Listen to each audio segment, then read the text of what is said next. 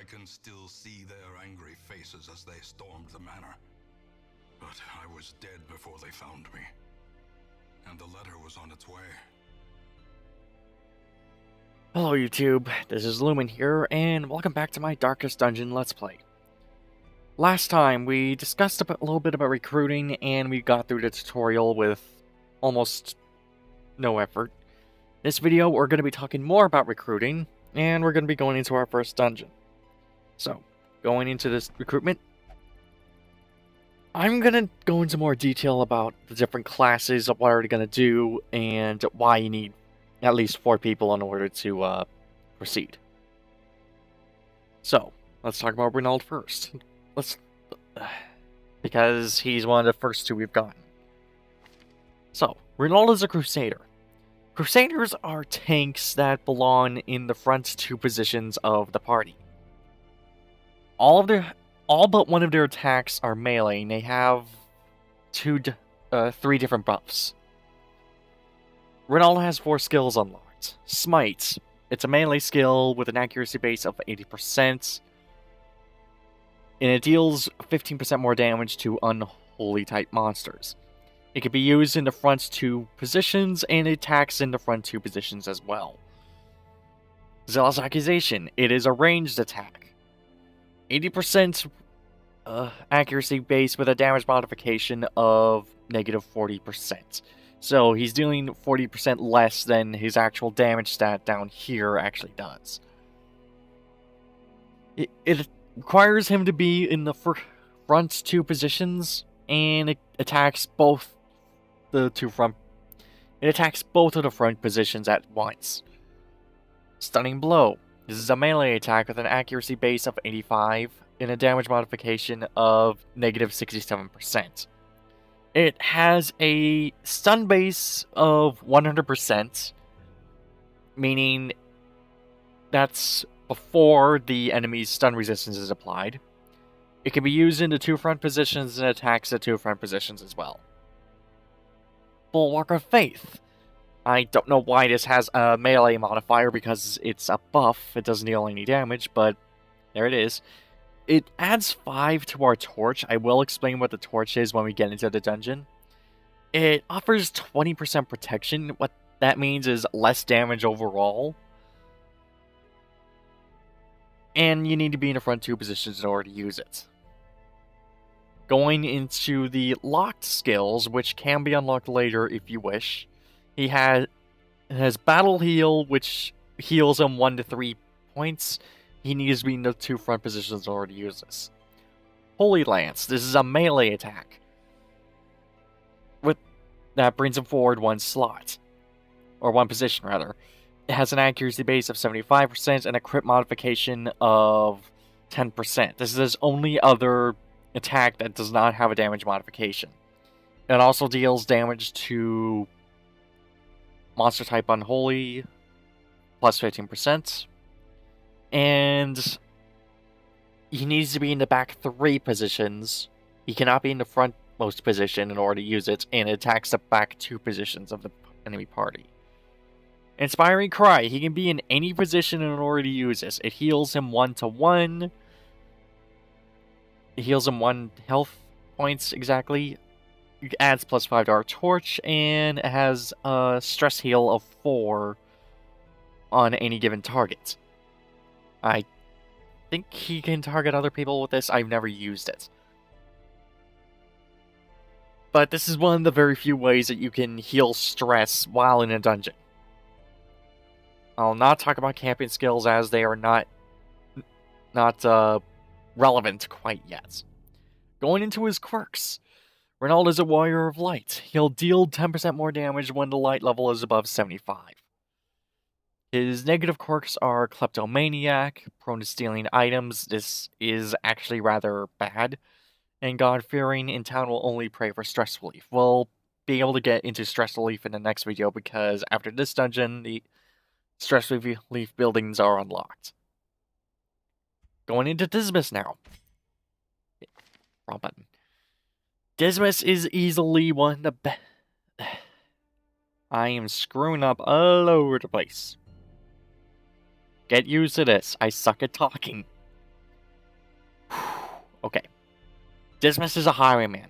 Highwaymans in general are great at damage outputs. They've got plenty of attack stats either deal a lot of damage to one or more targets, or they have the ability to. They also have the ability to buff themselves for more damage. Going into his unlocked skills, Dismas has Pistol Shot. He cannot be in the front row to use this, or front position.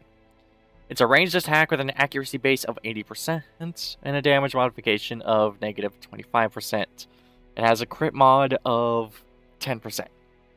And it attacks anyone that is not in the frontmost position.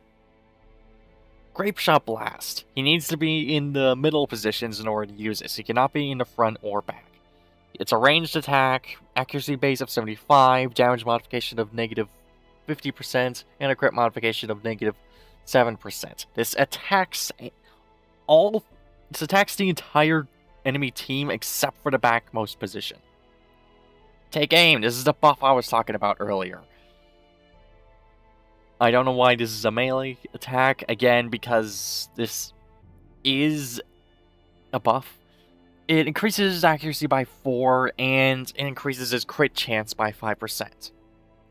And his last unlocked skill is Open Vein. He cannot be in the backmost row in order to use this. It attacks the 2 frontmost positions. And it's a melee attack with an accuracy base of 85, a damage modification of negative 15%, and the target will bleed for 2 points per round for 3 rounds. His locked skills are Wicked Slice. This is his other melee attack. He cannot be in the backmost row in order to use this. It's a melee attack with an accuracy base of 85 and a crit mod of 5%. This does not have a a damage modification, so he'll deal full damage with this. And it attacks the 2 frontmost positions. Point Blank Shot. This is his only attack that requires him being in the front row. It's a ranged attack that sends him back 1 position in the party. It has an accuracy base of 80 and a damage modification of plus 50%. The target will be knocked back if this hits, unless the enemy somehow resists the move ability. And the last unlocked skill is Duelist's Advance. He cannot be in the frontmost position in order to use this. It's a melee attack that moves him forward in the party formation instead of back 1, so this can be used in combination with Point Blank Shot. It has an accuracy base of 80, a damage modification of negative 20%, and a crit mod of 2%. I will once again not be talking about camping skills. Now on to his quirks. Hard Noggin, 15 stun resist, quick reflexes, plus 2 speed, and known cheat. Is not allowed to gamble while in town. Renauld and Dismas, I've mentioned already that you'll always start the game with these 2 characters. And they'll have exactly the same skills and exactly the same quirks, except if you gain more quirks from the end of the dungeon. Going into the Stagecoach, though, you'll always have a Vestal and you'll always have a Plague Doctor. Name, skills, and quirks, however, are completely random. After this week, everything else is random. Names, classes, skills, quirks, pretty much everything. This is the last week you'll have some predictability with the Stagecoach. Let's go on to Pelias first. This Plague Doctor. The Plague Doctor is best as a support and debilitator. She is able to heal and buff allies, and at the same time, all of her attacks will deal some sort of status effect in one way or another. She is most effective in the back rows. She is practically ineffective anywhere in the front rows. Moving on to her unlocked skills, she has Noxious Blast. She cannot be in the frontmost row in order to use this. It is a ranged attack, just like every one of her skills except for one. It has an accuracy base of 80, a damage modification of negative 33%, and the target will be inflicted with Blight for 2 points of damage per round for 3 rounds. Blinding Gas. This is a ranged attack. This has an accuracy base of 80 with a damage modification of negative 100%. She'll only deal 1 damage with this skill. However, this has a chance of inflicting stun on both of the enemies in the backmost rows. This is actually really useful because there are enemies in the game that are extremely dangerous in the back row for multiple reasons. This can prevent them from moving. Battlefield Medicine. Not one of her 2 buffs. You can... Sorry. Let me try that again. When she uses this, she can cure Blight or Bleed on herself or allies. She has to be in the back 2 slots in order to use this. Her last unlocked attack is Disorienting Blast. This is actually rather useful. It's a ranged attack with an accuracy base of 80% with a damage modification of negative 100%. Once again, she'll only deal 1 damage with this. However, as you can see, it has a Shuffle Single Target as its auxiliary effect. This means that if this hits, if the enemy does not resist move status, it'll move to a random spot in the party formation. Again, this is useful because, like I said earlier, there are enemies that in certain positions are much more deadly. Her locked skills are Plague Grenade. It's a ranged attack that requires her to be in the back 2 slots. I keep calling them slots when they're positions. I'll just use them interchangeably. Accuracy base of 75 with a damage modification of negative 75%. It deals a Blight status effect for 2 points per round for 3 rounds on both enemies in the backmost rows. Not as useful as Blinding Gas and Noxious as a Blinding Gas and Disorienting Blast, but it can inflict Blight on 2 enemies at once, and that is useful. Incision. This is her only melee attack. Yeah, it's her only melee attack. She has to be in... I get worse the longer I'm talking. So you'll have to apologize to me for that. Wait, I'll have to apologize for that. You'll have to forgive me for it. Wow. Fruiting and slip much? Back on topic. Incision is her only melee attack. Accuracy base of 75% and a crit modification of 5%. It deals, on top of not having a damage modification, so she'll deal full damage, this inflicts a bleed effect for 1 point per round for 3 rounds. It attacks the 2 frontmost positions of the enemy formation.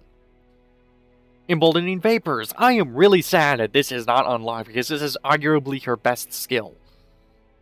She can use this in any slot, and it increases an ally's damage by 15%. This is why she's one of the best support units in the game, in my opinion. She can actually very, very severely increase the damage her allies inflict once this is fully upgraded. I will explain what upgrading is eventually, but it won't be for a little while. Her quirks. Improved balance. 15% plus move resist. This means any attacks that will move her backwards or forwards in a party formation are less likely to affect her. Weld Scowl? I don't know how to pronounce it. I'll just leave it with Weld. In the Weld Scrounger. When she's in the Weld Dungeon, she has a plus 10% scouting chance. Her negative quirks are Hegeomania, obsessed with sainthood, odd for a Plague Doctor, and Gambler, and Town will only gamble. Okay, this is conflicting. You cannot be obsessed with sainthood and have a gambling addiction at the same time. Oh boy. Okay. Enough of the Plague Doctor, let's recruit her. Just drag and drop her from the Stagecoach menu into the roster. What better laboratory than the blood-soaked battlefield? Okay, Vestal. Vestals are healers primarily. They have the two best healing skills in the game, in my opinion. And they also have plenty of attacks that are ranged and can either stun, add to the torch, heal themselves, or inflict status effects. Going into her unlocked skills first, she has Mace Bash. Not her best skill. I'm gonna come out with that right now. I do not like this skill. It's a melee attack with an accuracy base of 75%, and that's about it. It does deal full damage, because it doesn't have a damage modification, but that's about it. She has to be in the front 2 rows in order to be able to use it, and it attacks the 2 frontmost rows as well. The Vestal is not really the best class for being in the front 2 rows either, which is another reason why I don't like this skill. So I'm not really too happy about her starting with it, but not much I can do about it. Her next skill is Judgment. This is a ranged attack from the 2 back rows, and it attacks the entire party. This is one of her better skills. Has an accuracy base of 80, a damage modification of -20%, and a crit modification of 5%. If this hits, she'll heal herself for 3 HP. Her next skill is Divine Grace. This is a healing skill that is really useful. She has to be in the 2 back rows in order to be able to use it, but it'll heal any ally for 3 to 5 points. This is life-saving. And her last attack is Hand of Light. Once again, she has to be in the 2 frontmost rows in order to be able to use this. It's a ranged attack with an accuracy base of 75, a damage modification of -33%, and a crit modification of 3%. If this hits, this has a chance of debuffing the enemy for 25% less damage and 10% accuracy penalty. It also deals more damage to unholy type monsters. Oh boy. This is not a good roll. I'm not kidding when I say the Vestal is probably the best in the back 2 positions. But, 2 of her attacking skills require her to be in the front, and 2 of her other skills require her being in the back.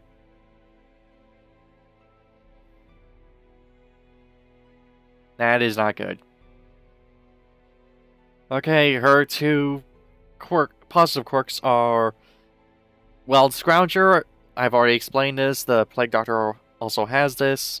And Hard Noggin, Dismas also has this. I don't need to go over it again. She has the quirk of the Yips.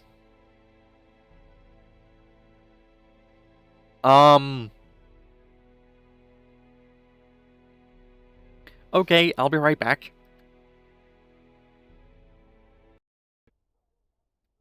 Okay, I'm back. The Yips is a disease that causes loss of motor ability, meaning it affects your ability to move muscles and such. So, because of that, we have a Vestal that has the Yips, and the Yips has a -5 accuracy penalty. That is not good. I'm gonna want to get rid of that if I can. Strevelin, you're not a good roll. I'm gonna come out with that right now. You're just not the best roll in the world. A sister of battle, pious and unrelenting. Okay. Now, let's go into this little menu here. This is the upgrade menu. You can spend your heirlooms here to upgrade buildings. For example, in order to upgrade a stagecoach, we need deeds and crests. If we upgrade a stagecoach network, then the next time we check the stagecoach after our mission, there'll be 3 heroes instead of 2.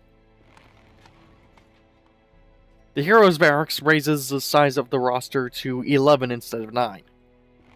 Word is traveling. Ambition is stirring in distant cities. We can use this.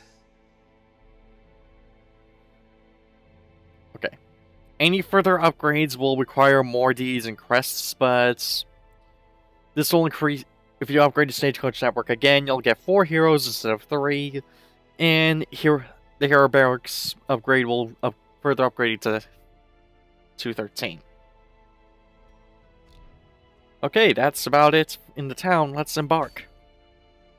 A mecca of madness and morbidity. Your work begins. Yes, indeed, our work begins. This is the dungeon select screen.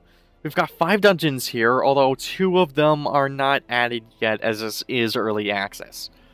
The Cove and the Darkest Dungeon are not available. Calm down, Reynold. Okay. The only ruin we have... The only dungeon we have access to at the moment is... the ruins. And there's only one quest available to us, Skirmish. Unholy abominations turning the light against itself, meet them in battle and learn how they fight. The goal of this is to complete 100% of room battles. That's battles that take place in a room, not in a hallway. This is a short mission with the apprentice level of level 1. Or the resolve level of apprentice. We already leveled up Dismas and Renald to apprentice level from the last mission. Our rewards for this quest are 30 gold, or 3,000 gold, 2 busts, and 2 crests. You may have noticed that above the, or next to the name of each dungeon, except with Darkest Dungeon, there are pictures of the various heirlooms. Like, for example, the ruins have the busts and crests, the warrens have the portraits and crests, that's what the name is. I almost said drawing. And the Weld has deeds and crests. Obviously, you'll always get a crest reward of each item from these different locations when you go here. So if you want, for example, portraits, go to Warrens. If you want deeds, go to the Weld. If you want ruins, go to the... busts, go to the ruins. I almost said if you want ruins, go to the busts. Okay. Damn, my throat's getting really raw. It's gonna take me a while to get used to talking as much. Sorry about that. Anyway. Nice tea. Okay. Now, our party formation is down here. If you put any party member in any slot, that's the slot they're going to be in when the game starts. The exposition starts. Go in here and... you may have noticed that there is a preferred position and a preferred target. This is the accumulation of the overlap of the skills, what position they're usable in, and what positions they attack. If I actually take this off, deactivate all of them, you'll see that the preferred position and preferred target now has no dots. If I do click 2 skills that require him being in the front, you'll notice that the lights are starting to light up. Pay attention to this because this will help you in party planning. Renald is best in the front, so he goes in the front. Dismas is really okay in the 2 middle slots. So let's look at our Plague Doctor Felice to figure out what position she's best in. She's best in the 2 backmost positions, though she has some utility in the frontmost positions, though it's not much. And Strivelin is really, Strivelin the Vestal is really just okay in any position. Emphasis on okay. Though she's most able to deal damage in the frontmost positions because, well, Hand of Light, Mace, and Judgments all attack the 2 frontmost positions. However, I want her further in the back because of her healing skill and Judgment. I'll put Felice in the backmost row, or Felice, and Dismas goes in the middle front row. And now with our party made, we can go to provisions. The cost of preparedness, measured now in gold, later in blood. Okay. Ignore this bottom part. The provisions menu is where you get supplies for your journey. As you can see, we've got a selection of items here. We've got food, shovels, antivenoms, bandages, medicinal herbs, skeleton keys, holy water, and torches. The two most important items out of all of these are torches and food. As you go through the dungeon, your party will starve. And if there's no food when they starve, they'll actually take damage. Whereas if you have food, they'll actually regain a little bit of health. Aside from that, you can also use food by just right-clicking on it to heal one party member. This is the only way of healing outside of battle, except in very, very, very, very specific circumstances. So, ignore what that thing said about getting just 4 food. Go ahead and get 12. Get a whole stack. You're probably going to use up all of it in the dungeon. Go ahead and get 8 torches as well. Torches increase light level. I will explain the light level once we get into the dungeon. I promise you that. Now, this is what I usually go with at the barest minimum. 12 food, 8 torches. This is a total of 1,500 gold. That isn't actually that much. This is one of the lowest easiest missions, actually, the skirmish, and you actually get 3,000 for it, which is twice as much as both of these. This is the barest minimum I suggest grabbing. Aside from that, you have all of these items that you could grab as well. Shovels are used to clear obstacles. Occasionally you'll encounter obstacles like large piles of rock, such and such. I actually don't know all the specific obstacles yet. You can use shovels to clear them, though. If you do not have a shovel, you can choose to clear it by hand, but all of your all of your party members will take damage, increase their stress level, and you'll run low on light level. I suggest grabbing at least 2. Antivenoms used to counter blights, poisons, and toxins. Grab 3 of those. Bandages used to staunch the flow of bleeding. Grab 3 of those. Medicinal herbs used to cure diseases and maladies. You're not going to encounter diseases in the dungeon, in ruins. I don't think there's any way you can. However, I suggest grabbing them anyway. For reasons I'll tell you later. The skeleton key is used to unlock strong boxes and doors. If you have a locked chest or anything, you can use this to unlock it. You can still use keys on unlock stuff and you'll have a chance of unlocking a compartment. I suggest grabbing 3 of these, because if you manage to unlock something using the skeleton keys, it pretty much pays for itself.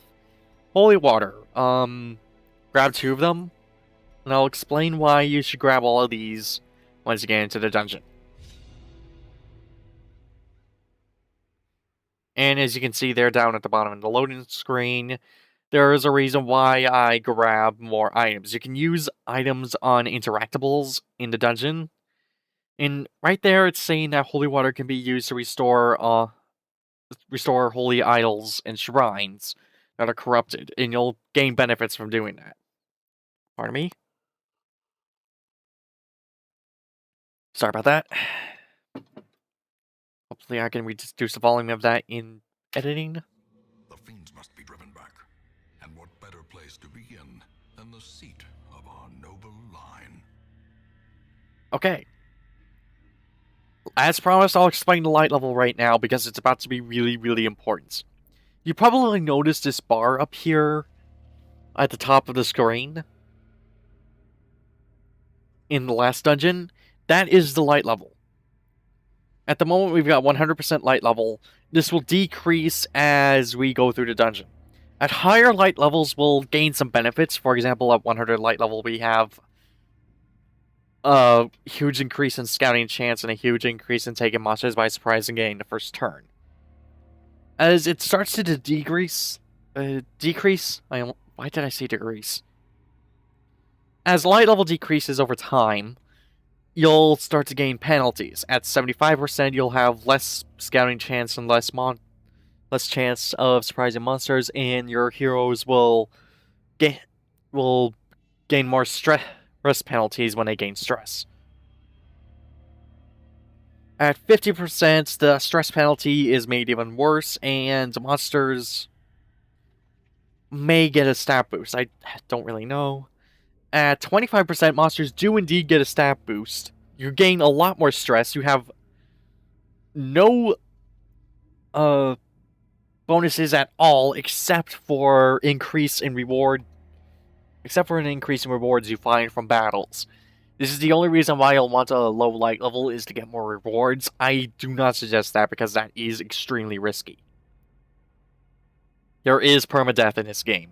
If a hero dies, he's dead for good, no matter what his resolve level is. So you can have the highest resolve level you can, and I've dumped hundreds and hundreds of thousands of gold into making him the perfect character. If he dies, he's gone. There goes all your gold.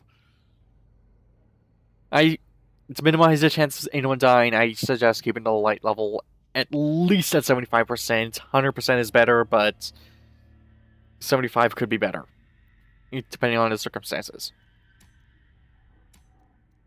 Okay, let's move into a hallway. Here we have interactables. 2 of them already. These are books. A party member can read them. Let's have Follies read it. Sack of books. And that is a penalty to our light level immediately. Okay. At 75%, like you can see right there, we have plus to stress penalties, and the bonus to scouting a monster's surprise are minimal. Using the torch gives 25 to the light level. Here we have an empty pack. If only treasure could staunch the flow of otherworldly corruption. Okay, I meant to say abandoned there. I'm so sorry. But we've got some extra food here. We've got gold, and we have jade, which has a value of 25 gold. And here we have a battle. Okay, 2 new enemies. Cultist Brawler. Their attacks have the chance of inflicting bleed. And Cultist Acolytes. The Acolyte is actually fairly dangerous. The Acolytes have a attack that increases stress drastically and lowers light level, but they also have attacks that move people back and forth into party formation.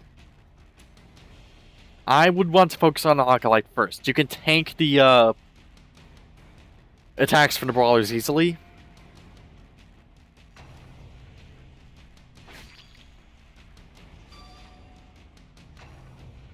And there's Eldritch Pull. Oh good, Striplin dodged it. Okay.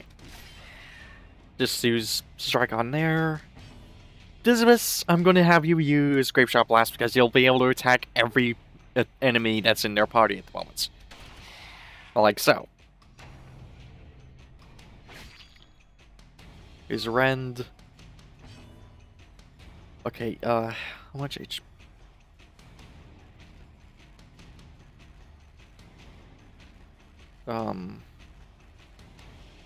Okay, let's have Follies use Noxious Blast, or Noxious Gas, excuse me, on the Cultist Brawler. Confidence surges as the enemy crumbles. Okay, Dismas, feel free to use Grapeshot Blast again. Damn it. Reynald's taking a lot of hits for the team, that's good. I'm actually going to heal him here.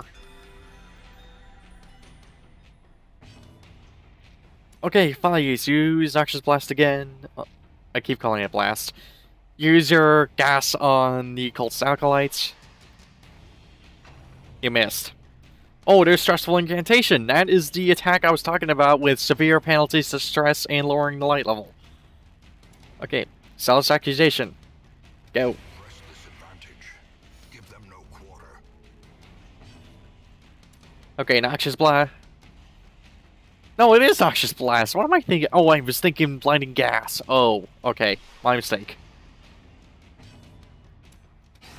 Here's what gets sliced. There we go. A faint hope. Ooh, we actually have a trinket here.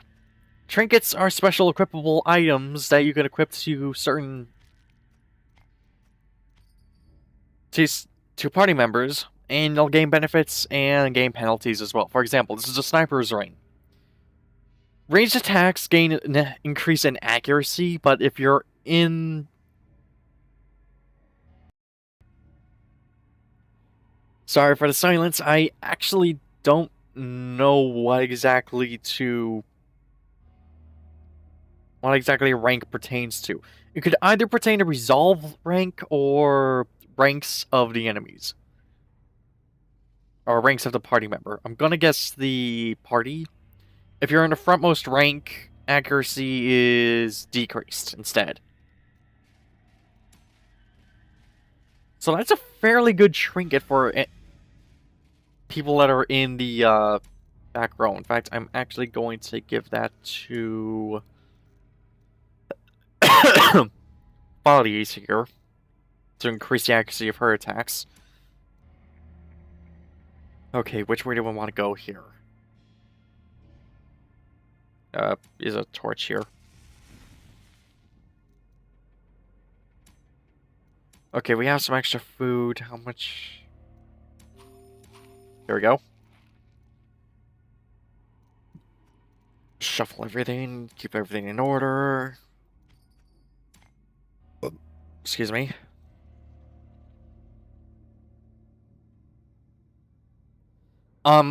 Most heroes will gain 1 point of health from food, but tanky characters like, for example, the Crusader will gain 2 points instead.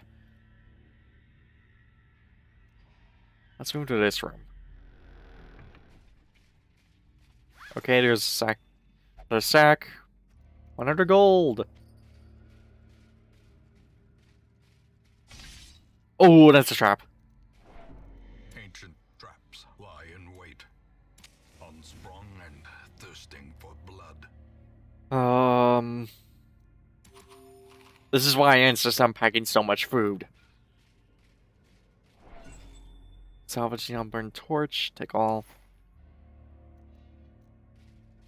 Yeah, we're most likely going to run out of food before we're done with this dungeon. Hey, keep going. There's nothing here. This is one of the obstacles I was talking about. Even the cold stone seems bent on preventing passage. Okay. You can use either a shovel to clear the obstacle, or you can do this by hand. If you do this by hand, though, like I said earlier in the provision screen, all your heroes will take damage, their stress level will increase dramatically, and you'll lose light level. Use a shovel instead. Here's another pack. Ooh, and this is why I don't like Kleptomaniac.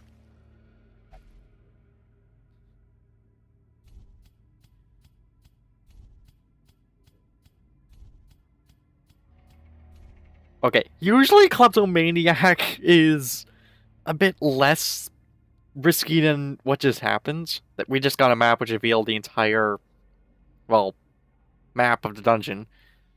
Kleptomaniac causes whoever is inflicted with it to uncontrollably and at random try and loot an item. If they're successful in their looting, there's a chance that they will take the items and you won't. I have actually lost very valuable items this way. So, Kleptomaniac is not the best stuff. And here we have hunger. This is what I was talking about on the provision screen as well. Let's eat 4 food, regain 5% health.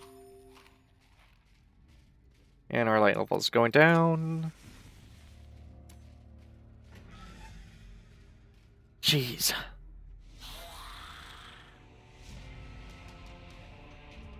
Taking a drink there. Okay. Monster surprised. That's good. But there's 2 enemies here that I'm actually rather worried about. The two in the back are Bone Courtiers. In the back of us rows, the Courtiers are very dangerous. They have an attack called Tempting Goblet, which deals minimal damage, but severely increases the stress level of your party members. To rather high levels, I might add. So we need to figure out a way to either get them out in the front lines where they don't have access to Tempting Goblets, or stun them or deal damage to them fast enough where they can't attack. So we need to use Pistol Shot here, because I'd rather take care of this guy, the guy furthest in the back first. Blinding Gas should stun both of them. There we go. Stun prevents an enemy from moving, but they're already surprised, so they're gonna be prevented from moving this round anyway. So in round 2, they're not gonna be able to move either. That is good. Okay, Strivelin, use Judgment. Please attack. Please don't miss. I jinx myself a lot, apparently. Okay. Reynald. Okay, the Bone Soldier has a rather nasty attack, but the Bone Defender is a tank, which takes a lot of damage and can deal a lot as well. I'd rather take out the Bone Soldier because Reynald has a good chance of taking it out in one hit. Of course, he deals the lowest amount of damage possible. Okay. Please, stun him again.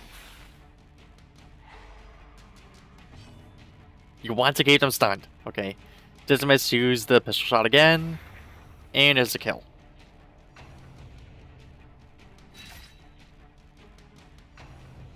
Oh, dead weight. That's his chance of stunning. And knock him back. Okay, that is not good. Okay, use Judgment again on the last remaining button. Damn it. That's the second miss in a row, I think.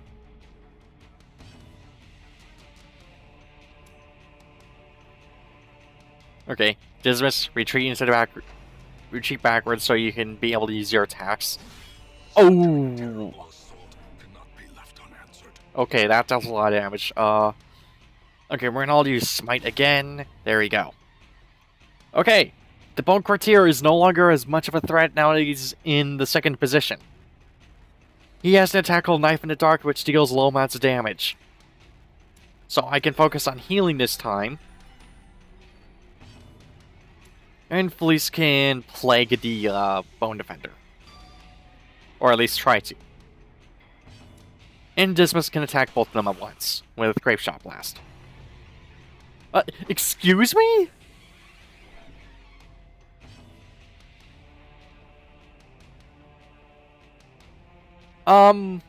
Okay. Felice use, Felice use, Disorienting Blast. Apparently they patched it. I didn't know they patched it.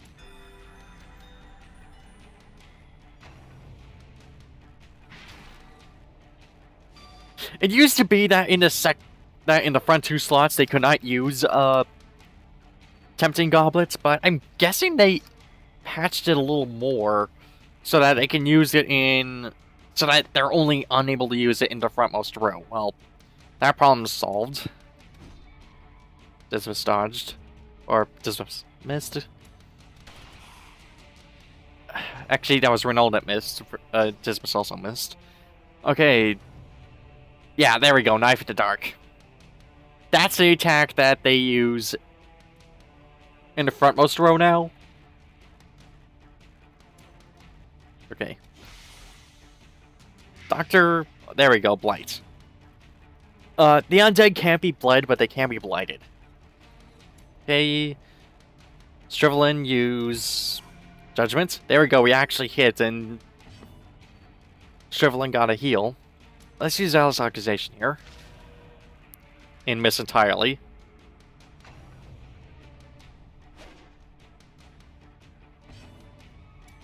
Okay, another Pistol Shot. Or another Grape Shot. And let's try blighting the Bone Courtier now. Or kill it entirely. Yeah, that works too. And battle done. That wasn't too bad. Remind yourself Okay. that overconfidence is a slow and insidious killer. Okay, we've got crests, got gold, and we got another medicinal herb.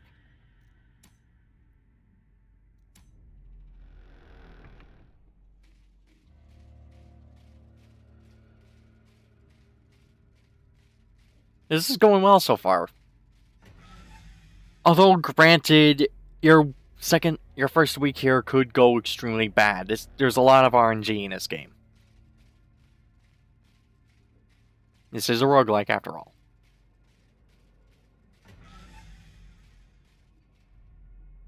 I have no idea how long I've been recording.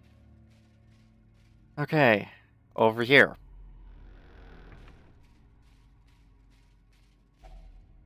Okay, let's eat again. We have 2 food left. Reynald is going kleptomaniac again. Okay, that's not too bad. But yeah, see what I mean when I said kleptomaniac is not really the best thing in the world? Yeah, Reynald took that. The Crusader is a thief. Don't hear that very often. And we've got a trap there. Okay. Dismas, I think you're the best at traps. Strivelin is just gonna outright fail. Yeah. Dismas is the best at disarming traps. I say before he gets himself caught in it. The trap maker's art, his efficacy unwitnessed by his own eyes. Okay, here we have another interactable item, the alchemy table. Actually, we want the doctor to look at this. Okay. You can either just interact with this normally, or if you have medicinal herbs, you can drag it up here. And you'll get, in a little dispect the station, you'll get successful research, which means more rewards. So if we keep going here, there's going to be a battle in the next room. Ooh, there's a bone arbalist here. Damn it. The bone arbalist is extremely dangerous in the back row. Again, just like the bone courtier. As you can see, they're gonna attack Old Quarrel, which attacks anyone in the party, and it deals hefty amounts of damage. So we'll want to take that guy out quickly.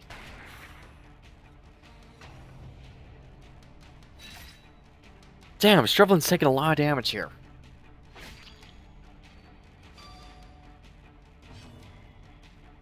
Okay, use Judgment. Don't miss, please. Thank you. Got to get some of your health back.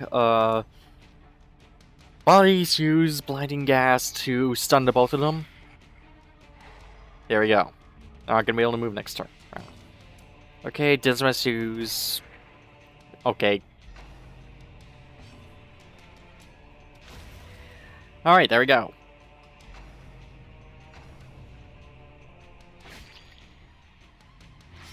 Damn, everybody's taking damage. Okay, the Arbalist is out. Is out. Body's got a kill. Dismas is bleeding. Okay. If one of your heroes has a status effect that's treatable using an item, you can use that item from the inventory, and it will not end their turn. It's basically a free status cure. Alright, let's get Wicked Slice going. Hopefully bleed him. There we go. Okay, let's heal Dismas. He took a lot of damage there. Balius use... Wow. Okay, we've got deeds. You've got gold or crests. And yes, we got gold as well. And that was the last of it. Alright, this is a heirloom chest. We can use a skeleton key here to get more treasure. We've got busts and we've got crests. Wow, maxed out the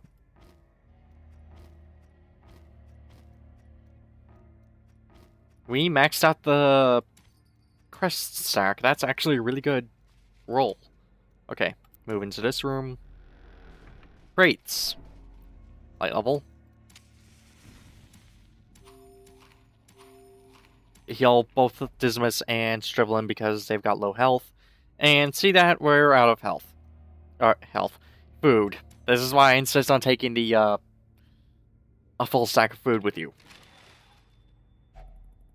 Oh, Stash Heirlooms, nice.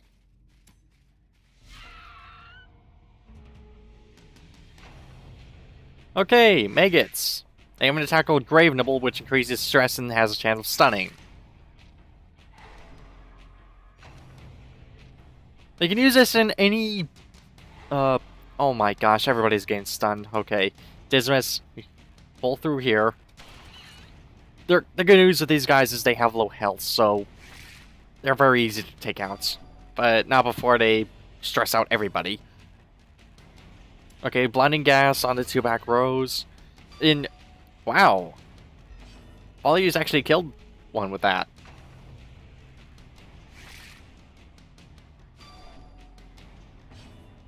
Okay.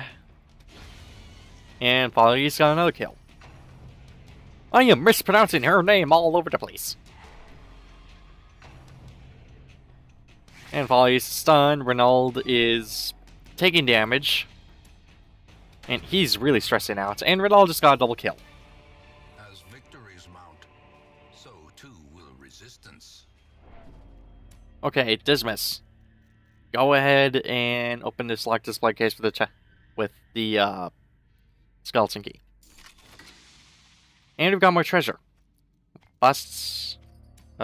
Gold. Black onyx, which is actually rather valuable, and jade. Oh, we've got a full stack of... we've got a full stack of the busts too. That's actually a really good run. Run over. All my whole. We reclaim what is ours.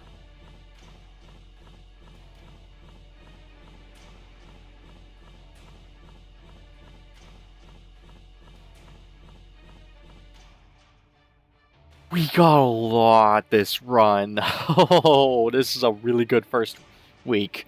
Okay, we got a total of 5,325 gold.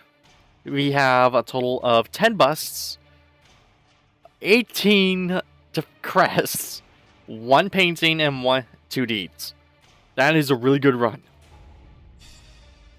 Oh, as you can probably tell by the mask icons on Strivelin, Dismas, and Renauld, we have the option of clicking these and getting more quirks for them. It could be a good quirk, it could be a bad quirk. We don't know until we click on it. But we can't... It is completely optional, though. We can just click Return to Town and head home right now without doing anything. But right now they have very few quirks, so let's see what... So, starting with Renauld, what does he get? Flawed Release. Minus 3% crits to range attacks. He only has the 1, so that's not too bad. Slayer of the Unholy. Plus 10 accuracy and plus 3 crits if the enemy is unholy. Like the bone enemies we were fighting earlier. Okay, Dismas. Whale Tactician. Plus 15% more damage in the Whale Dungeon. That's good. Strivelin. A Slayer of the Unholy again. This is going really well. Let's return to town.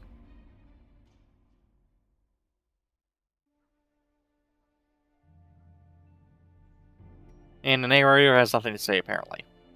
Okay, as you can see in the activity log, 2 new buildings got unlocked. I will explain them in the next video. I'm going to end my videos after each run.